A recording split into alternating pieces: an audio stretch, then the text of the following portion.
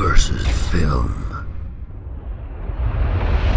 Hi, I'm Graham and welcome to Man vs Film. This is going to be a movie review for Now You See Me 2. Directed by John M. Chow, who did Gem and the Holograms, G.I. Joe Retaliation and Step Up 2 and 3, comes the next instalment in the Now You See Me franchise. This movie stars Jesse Eisenberg, Mark Ruffalo, Woody Harrelson, Dave Franco, Daniel Radcliffe, Lizzie Kaplan, Michael Caine, Morgan Freeman and a host of other people as well. The Four Horsemen resurface to expose the unethical practices of a tech magnate, but the horsemen themselves then become a pawn to a powerful foe and someone that they must band together to defeat this mastermind. Now You See Me 1 was, for me, a fantastically entertaining movie, and recently watching it, it's a movie that I really like, I really enjoy, and I seem to be one of the few people that love it as much as I do. I unabashedly adore the first movie. I just think it's highly entertaining, and even though there is faults with it, I just don't care. So I was really excited about a second movie.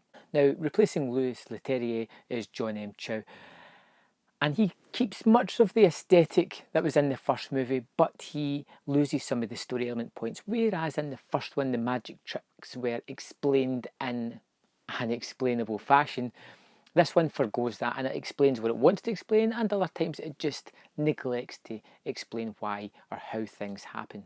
In the first one, the reasons were always old school magic based. They looked fancy, they looked high tech, but they were in fact plausible explanations as to how they did these things.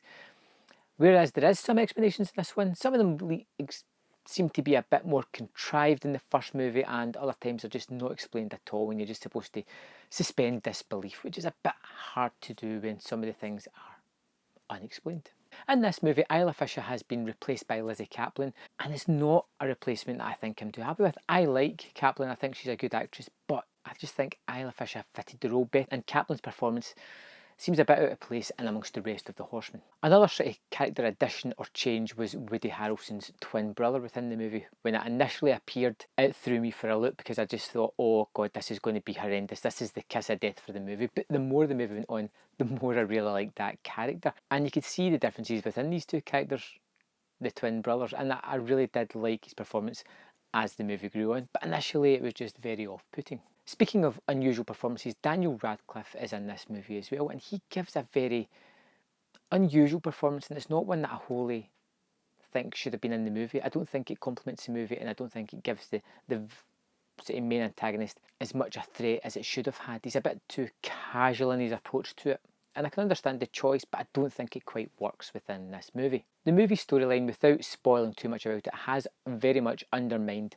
a lot of what happened in the first movie, which I wasn't a great fan of because, like I said, I really enjoyed the first movie, and this kind of undercuts it a lot. And I want to tell you more, but to tell you more would really waste the plot of this if you haven't seen it. But a lot of it revolves around Morgan Freeman's character that makes his machinations in the first one mute almost, and you kind of wonder why he let that go on if this was the case. The magic in this movie is fun, but it's not as good or as clever or as extravagant as it was in the first one. It's still cool, but it seems a little bit more techie based than the first one was as well. The action is good, there is some good set pieces in it. There is the whole London sequence, which I really enjoyed, and there is the sort of card trick sequence where they're throwing this a card about to each other.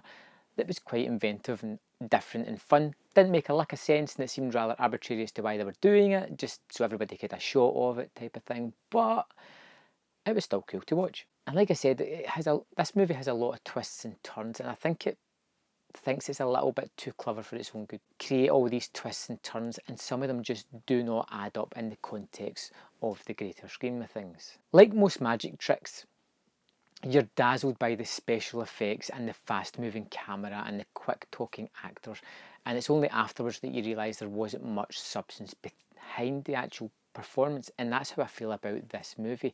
I liked it sitting there. I didn't love it. As I think about it now, I feel it kind of detracts from the first one a lot, and for me, that's a problem. Overall, I did like Now You See Me 2. I didn't think it was as good as the first one, but it's still fun and an interesting comparison to it.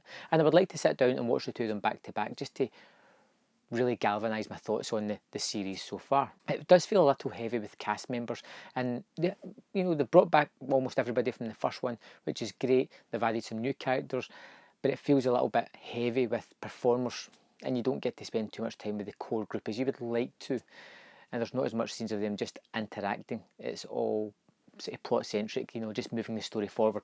I hope there's a third one because I do like this kind of series, and I'm surprised that it's turned into a series, but I would love to go and see more episodes of this. It's almost like a kind of mix between MacGyver and A-Team, and it would probably make a great, excellent Netflix show, but you know, I'm happy with it being movies, and hopefully there'll be a third one. I'm going to give Now You See Me 2 3 out of 5, just slightly above average, but no more than that, and it'd be interesting to see how it's going to cope on a rewatch. So thanks for watching my review of Now You See Me 2, and I will see you next time on Man vs Film. So thanks for watching that video. I hope you enjoyed it. If you notice on screen, there is 2 more videos that you can click and watch at your leisure. There is also a large subscribe button at the bottom of the screen. If you would like to subscribe to my channel, I will forever be in your debt. Thanks for watching, and I will see you next time on Man vs Film.